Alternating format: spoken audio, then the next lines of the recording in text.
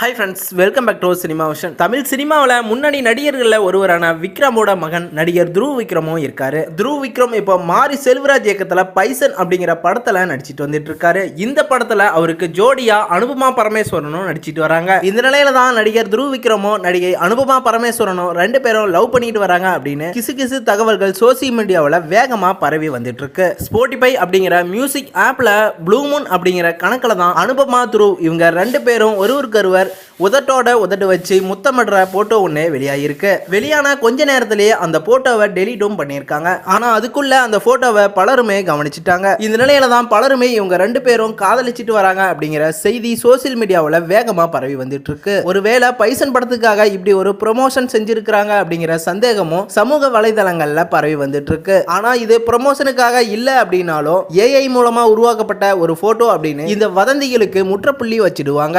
இது தொடர்ந்து அவங்களே விளக்கம் கொடுத்தாதான் என்ன அப்படிங்கிறது தெரிய வரும். மேலும் தொடர்ந்து அடுத்து என்ன நடக்க போகுது அப்படிங்கிற அப்டேட் தெரிஞ்சுக்க சேனலை சப்ஸ்கிரைப் பண்ணிட்டு பெல் ஐக்கனை கிளிக் பண்ணிக்கோங்க.